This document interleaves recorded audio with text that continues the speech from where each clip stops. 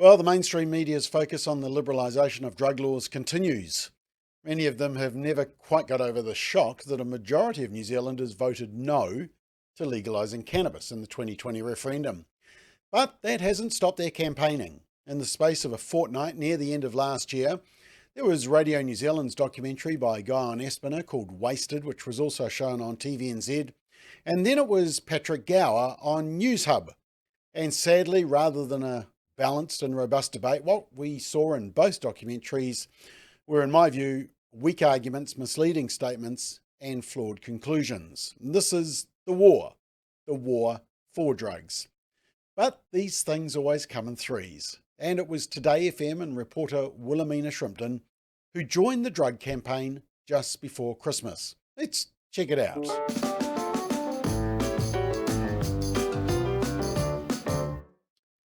So in the trilogy of media campaigns disguised as documentaries to liberalise drug laws, TodayFM, one of the newer talkback radio stations on the dial, did a documentary, High and Die, the fentanyl problem. And now fentanyl is a synthetic opioid that's up to 50 times stronger than heroin and 100 times stronger than morphine.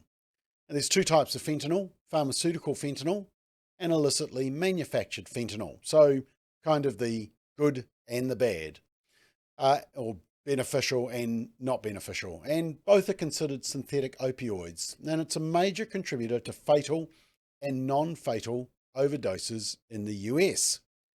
And based on this event, the documentary is about a dozen people who were hospitalised over one weekend due to suspected fentanyl overdoses after consuming white powder sold as cocaine and methamphetamine. It was a very scary event, but the implication is they didn't want fentanyl, they just wanted cocaine or meth. And maybe if we legalised cannabis and even other drugs and made it a health issue, all these nasty things wouldn't happen to drug users.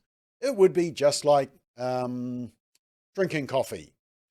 Well, if you believe that, I have a bridge to sell you. But remember that argument that drug users don't want the fentanyl. They just want the coke and the meth. Because we have some important recent information on that, which I'll share at the end. Now, this is a slightly longer McBLOG, but it's important that we analyse what the media is saying. The intention is good, to raise the profile of the danger of fentanyl. It's their conclusion that should be a concern. Now, let's have a look at a couple of clips from the documentary. Both the earlier two documentaries had rushed to the Drug Foundation within 60 seconds or so of starting their narrative. And interestingly, not once in any of these long documentaries did they come to our side of the debate. Not once. What are they so scared of? A reasoned debate? Well, you probably know the answer to that question. But the Drug Foundation also oversee Know Your Stuff. It's a group that does so-called drug testing to check whether the illegal drug you're taking is actually an illegal drug, so that you can then take the illegal drug. Go figure. Now, let me just show you this first clip and check how long from the start of this documentary they got to a proponent of soft drug laws, the representative from the Drug Foundation's group. Whether we like it or not, drugs are everywhere. People who use drugs are just like everybody else. It's a broad cross-section of society, rich people, poor people, everybody. Yeah, there we go. Did you count? 7 seconds. No mucking around on this documentary. The narrative is drugs are normal, get over it. Now, in this documentary, ironically, one of the police quoted actually uses our phrase when he refers to drug use as being like Russian roulette. Playing Russian roulette anytime you're taking these products. Yep, exactly. And in fact, there was actually an admission from an expert that the illicit drug supply is getting more dangerous. Maybe that's a wake-up call drug users need to change their choices. Have a listen. This game of drug roulette, because more often than not, one pill isn't like the other.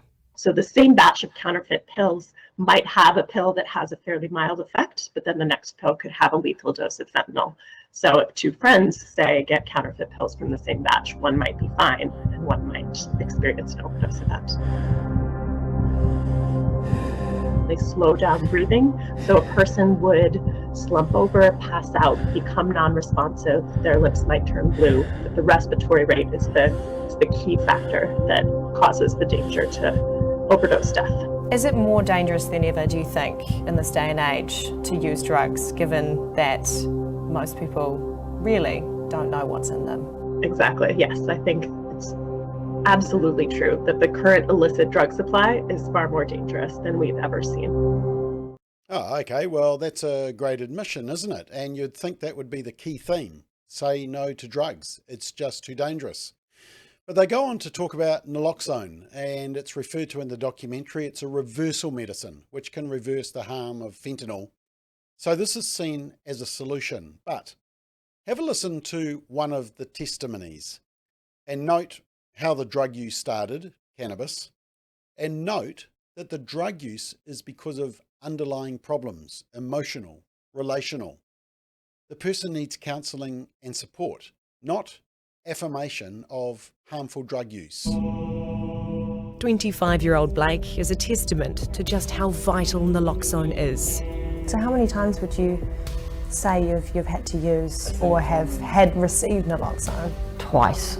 Yeah, twice in my life. So 2 potentially life-saving moments. Yes. Blake was smoking weed at 17 and using psychedelics not long after. By 21, he was hooked on home-bake heroin and opioids and was given addiction treatment medication, Suboxone. At that point, never wanted to give it up. I couldn't go to, say, the supermarket without using beforehand. And when I was, it took away all the fear, the social anxiety wasn't there. I felt like I was on top of the world. Until one day, he wasn't. I had just gone through a relationship breakup, and I was in that moment where I couldn't see a way forward in life, and I decided that overdosing myself would be a great way to end everything. And as soon as I had shot up what I had, the instant regret, everything I knew about what overdose looked like came flooding in. And I was lucky enough that when I had gone on Suboxone, AOTS would not give me my Suboxone until I took naloxone with me in an emergency ampules, syringe and needles to go with it.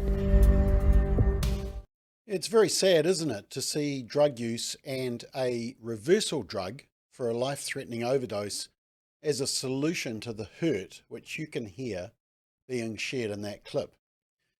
And then, of course, finally, the real reason for this documentary, the push for liberalising drug use. Fentanyl is a problem. It's not meth or cocaine or heroin, apparently. It's not addiction. That's not the problem. No, it's just that nasty fentanyl, apparently. And prohibition is the problem, apparently. Long term, legalisation and regulation. It seems to me to be a safer option. Absolutely. We should have done it 10 years ago when the Law Commission actually recommended that we get rid of the Misuse of Drugs Act and replace it with an act administered by the Ministry of Health. We didn't do that. And in that 10 years, what we have seen is this substitution issue grow and grow and grow. And now we've got fentanyl arriving in the country. And so it's become a life and death situation. And this whole situation exists because of prohibition. It's chemists trying to get around prohibited drugs by making drugs that aren't prohibited. And then those get prohibited, so they make stronger ones. And this is entirely because drugs are illegal. If drugs were not illegal and if they were regulated properly, a great deal of the harm that we attribute to drugs, which is actually caused by drug prohibition, would just disappear. Yeah, so apparently people just want harder drugs because they're illegal. Well, that's what the Drug Foundation thinks. It's the same tired arguments that fortunately the majority of the country didn't buy when they said no in the recent cannabis referendum. Let's have a look at an example of what drug proponents want and what happens when those policies are implemented from overseas examples. And firstly, the state of Oregon in the US. There was a measure, it was passed with 58% of the vote in 2020. It decriminalised possession of personal use amounts of hard drugs, including heroin, meth and fentanyl, and redirected a significant proportion of the state's marijuana tax revenue, which had previously gone to schools, police and local governments, to fund grants for addiction services. But critics have accused the law of fueling addiction and crime in parts of the state. And Oregon's addiction rate is still amongst the highest in the country. And this is Portland Police Association President Aaron Schmortz. Have a listen to what he says. The real challenge with 110 is you needed treatment facilities to be in place. You needed the people and the infrastructure in place. But the measure also required people who were cited to then do the work. They had to call and seek out that help. And we're not seeing that is something that's happening. There's no way to make sure that those people are seeking treatment. And so almost immediately you saw a spike. And ever since that time, we've seen rises in overdose. I mean, we're having a huge epidemic of fentanyl and other drugs in our community, and we're just not seeing a lot of options for people to get help. The reality is that people need help, right? I mean, addiction is a medical issue, but the kind of outgrowth of it are many of the societal ills that we're seeing. Homelessness going through the roof, mental illness, huge issues with it, and addiction can lead to a lot of different mental health issues, and a lot of low-level crime, and then even homicides and other things. They're all offshoots from a lot of these issues that we're seeing, and so we weren't surprised. It's just really tragic because it was an expected outcome of allowing for hard drugs to just be a basic lower than a traffic ticket. Yep, and of course that's the same experience in New Zealand, where very few who are caught want to take up getting treatment. They don't want the treatment. Listen to what families in Oregon are now saying. I think ballot measure 110 was a catastrophic mistake. We must repeal the portions of ballot measure 110 that decriminalize hard drugs. When voters said we want this to happen, it has to happen. It has caused nothing but lawlessness. It's a disaster. I mean, it needs to be repealed. It needs to go away. Oh, it's worked out great for the drug dealers and the drug users. We were very misled by the measure. I don't think people knew exactly what we were getting into. Homelessness, crime, those problems existed before ballot measure 110. And they were increasing before ballot measure 110. Yeah, not the greatest report card, is it? And of course, there's the experience of Portugal that drug proponents always rush to. They say, what about Portugal? But what you don't hear is that from 2019, deaths from overdose in Portugal increased by almost 30% and reached their highest figure in the last 5 years, and that hospitalizations for psychotic breakdown or schizophrenia in patients with registered cannabis use has increased almost 30-fold over the course of 15 years in Portugal. Look, I'm happy to debate Portugal, but read this independent report before you listen to drug advocates about how good Portugal is. You can get that on our website.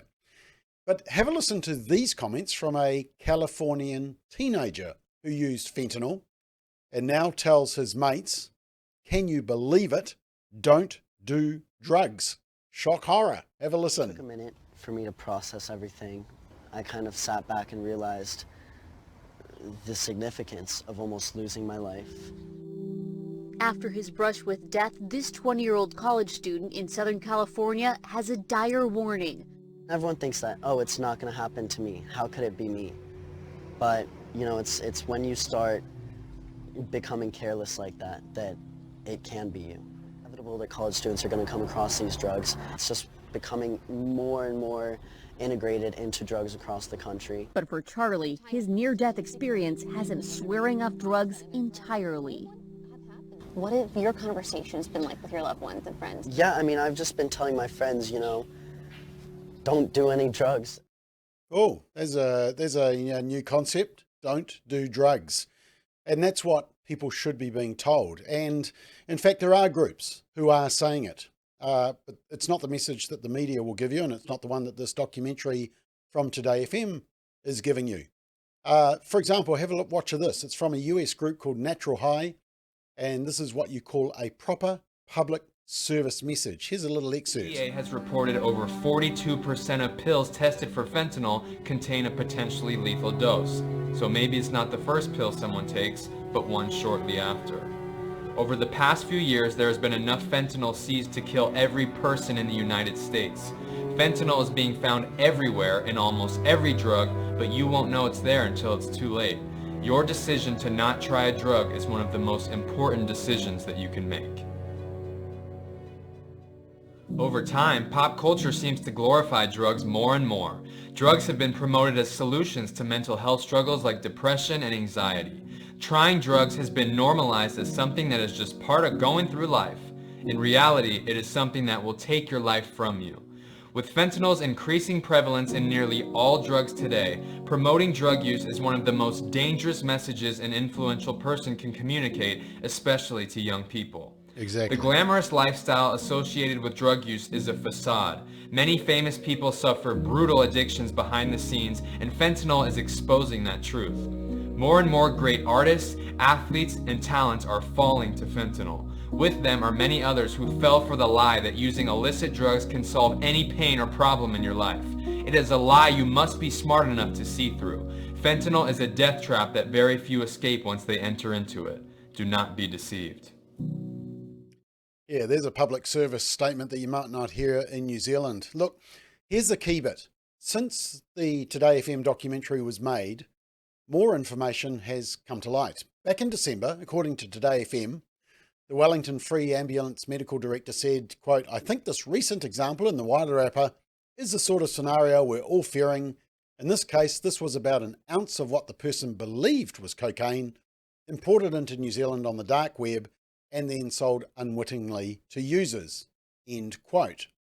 But then, just 2 weeks ago, the New Zealand Herald published this. Masterton Overdoses Police Investigation finds some users knew the drug was fentanyl. Some of the 12 people who overdosed in Masterton on fentanyl within 48 hours last year were aware it was the drug they had taken, despite police earlier saying it was sold as either cocaine or methamphetamine. Remember the narrative that we said that they were pushing, that drug users don't want fentanyl, they just want the coke and the meth. And if we liberalise drug laws, maybe they'll even just smoke a few joints instead. It's a false narrative. Why? Because of the power of addiction and the craving for a higher high. But as the title of this documentary ironically says, high and die. So there's 3 documentaries, 3 one-sided arguments, 3 false narratives, 3 failed genuine debates where they never had the backbone to come and ask for our view. But expect more of this narrative as we head towards the election in October. It's not about a war on cigarettes or on drugs. We don't need an army, machine guns, informants, patrols. Just like cigarettes, we need a stay drug-free message. It's about enforcing drug laws to protect families, protect communities, protect health. We should continue fighting drugs and the devastation its use causes on both the users, their families, and society in general. Sadly, Patrick Gower, Guyon Espiner, and now Willemena Shrimpton have all failed to debate this important social issue fairly. They've merely pushed their own narrative. I think we deserve much more respect in these debates.